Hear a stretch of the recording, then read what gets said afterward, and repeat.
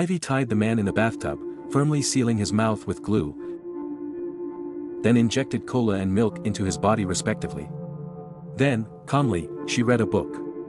When the man's blood was replaced by the beverages, she sewed the man's mouth shut with a steel needle.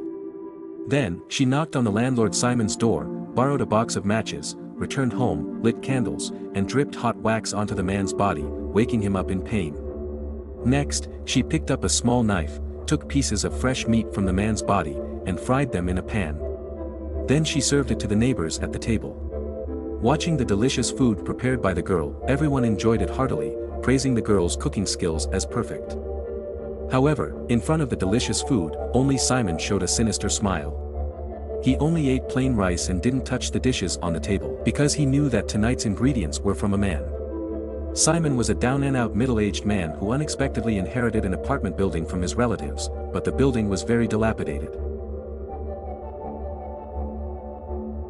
However, when he turned on the room's electricity, he unexpectedly found a complete surveillance system that could clearly record every move of each tenant in their rooms. He was attracted to this feeling of voyeurism.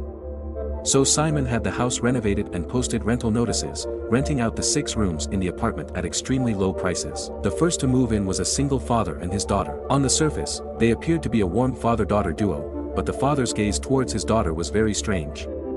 The next tenants were a pair of homosexual teacher and student, the older one being a professor and the younger one a student. Both of them had OCD, requiring their toiletries to be placed in the same direction, and demanded pristine white bed sheets. The third tenant was a psychic who spent all day in front of the computer, fantasizing about being able to teleport. The fourth tenant was an office lady with angelic looks and a devilish figure, relying on her charm to bring home different men every night. The fifth tenant was a creepy PE teacher who listened to the noises from the office lady's room every night with a stethoscope. The sixth tenant was Ivy, always dressed in white from head to toe, as elusive as a ghost. And every day, Simon would record the tenants' behavioral patterns through surveillance. But the only one Simon couldn't figure out was Ivy, who seemed as calm and desireless as water. One day, Simon couldn't resist anymore and sneaked into her room. The room was exceptionally clean, but there were many red suitcases. As he was about to open the suitcases to investigate, footsteps suddenly came from outside the door. Simon quickly hid under the bed, and this time Ivy brought back a man. Ivy suddenly bent down to pick up clothes, making eye contact with Simon. But what was baffling was that she pretended not to see him, picked up the clothes, and left the bedside, going to the bathroom with the man. Simon took the opportunity to escape and went back to check the surveillance, only to find that the man had already been tied up by Ivy. After witnessing Ivy's scene of killing a man, Simon initially intended to call the police. However, halfway through the call, he suddenly changed his mind and hung up the emergency call. He realized that he also enjoyed this terrifying excitement, a sensation he had never experienced before. So, Simon found Ivy and asked her about the reasons behind her actions. Ivy explained to Simon with a bunch of lofty principles. The two individuals seeking thrills instantly clicked, and that night they invited all the tenants to enjoy a table of delicious food together. However, during the meal, Simon wanted to play something even more thrilling. He wanted to stimulate the tenants' dark psychology. The next day, he went to buy a bottle of stimulant and a bottle of sleeping pills. He soaked a mosquito coil in the stimulant and placed it in the single father's room. As the mosquito coil was lit, the drugs began to take effect. He poured sleeping pills into the psychic's cola. After he fell unconscious, Simon dragged him into the bathroom. When the psychic woke up, he thought he had acquired the superpower of teleportation. Later, Simon deliberately dropped the apartment keys in front of the PE teacher's door. As he picked up the keys, he immediately entered the office lady's room. He began to explore her, putting his face on the still warm toilet seat, licking it with enjoyment. Still unsatisfied, he picked up her underwear and deeply breathed in, finally lying on her bed, enjoying the scent of her body. Following that, Simon targeted the gay couple, intentionally placing the toothbrushes in disarray and tossing a strand of hair onto the clean bed sheets. These clues made the student suspect that the professor was cheating, and the professor also began to suspect that the student had turned against him. A few days later, Simon threw the drugged psychic onto their bed. When the student returned home and saw the psychic, the hidden conflicts erupted instantly. He angrily drove the psychic away and then took out a dagger, preparing to die with the professor. In the chaos, the professor resisted him, snatching the dagger and stabbing the student in the heart, killing him on the spot. All of this was under Simon's control. Afterwards, the professor went alone to a small grove, dug a large hole, and prepared to bury the student.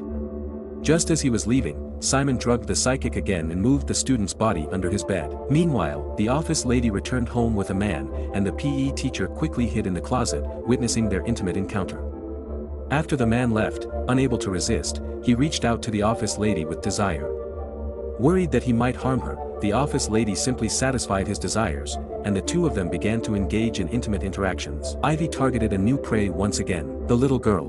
While Ivy was out, Simon rushed to rescue the little girl and secretly placed her in the PE teacher's closet. After a while, the single father returned home to find his daughter missing. He immediately went to the office lady to inquire if his daughter was at her place. The office lady told him that the PE teacher had picked up spare keys for all the rooms and suggested he ask him. Meanwhile, the PE teacher returned home and found the bound little girl in the closet.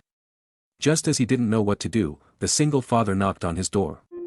In a panic, he covered the girl's mouth, but with too much force, accidentally suffocated her. As the knocking on the door became more urgent, the PE teacher could only open the door. The frantic single father searched everywhere for his daughter, and at that moment, the closet door suddenly opened. Seeing his daughter's ordeal almost drove him to collapse, and in anger, he recklessly lunged at the PE teacher. In the struggle, the PE teacher grabbed a baseball bat and accidentally killed him. When the professor returned home and found the student's body missing, the first person he suspected was the psychic.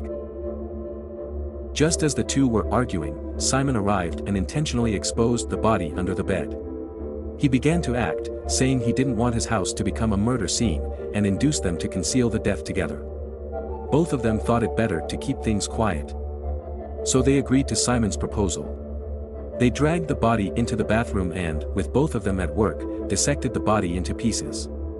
As the three of them were carrying black bags outside, they encountered the PE teacher, who was also disposing of a body. Both groups harbored sinister intentions, mutually wary of each other. Midway through disposing of the bodies, the PE teacher couldn't bear it any longer and turned around to demand who had hidden the girl in his room. In the struggle, the single father's head accidentally rolled out, landing right at the feet of the office lady who had come out. Her scream echoed throughout the entire apartment building. Simon signaled to the others, and the three of them immediately pounced on her. At that moment, a victorious smile appeared on Simon's face.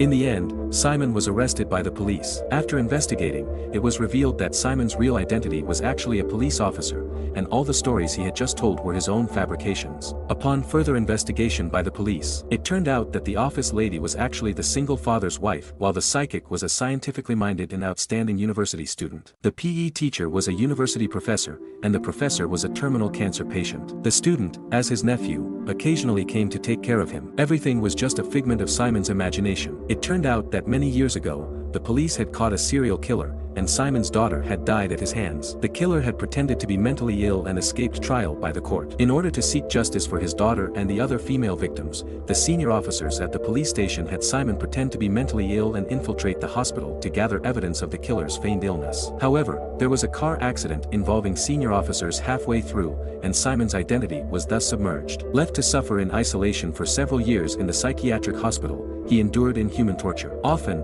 several caregivers would restrain him on the operating table, forcibly pouring milk into his mouth, then using a rope to leash him, treating him like a dog. After walking him, they would bind him up again to continue tormenting him. No matter how hard he struggled, all that awaited him was the electric baton in the hands of the women, causing him to foam at the mouth and pass out on the spot. But the sadistic caregivers were not satisfied. They would forcefully wake him up with powerful high-pressure water hoses. The prolonged torture left him mentally exhausted, with vacant eyes, appearing helpless when he returned to his cell. It was thanks to the senior officer's wife discovering Simon's true identity from her husband's diary that he was rescued from this ordeal.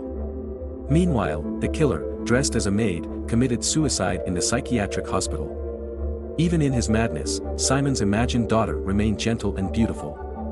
In the stories he recounted, Ivy's methods of murder mirrored the ways he had been abused by the caregivers. The brutal tactics he employed were merely a reflection of the atrocities those scumbags had inflicted upon him.